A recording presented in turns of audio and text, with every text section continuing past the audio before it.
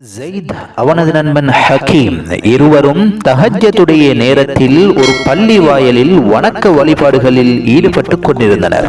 நேரம் கழித்து சுபஹுக்கான அதான் கூறப்பட்டன. அந்த நேரத்தில் பள்ளிக்குள் அமர்ந்திருந்த சிலர் மறுமை நாளை பற்றியும் அங்கே ஷஃபாத் கிடைப்பதை பற்றியும் மிக ஆழமாக பேசிக் கொண்டிருந்தார்கள்.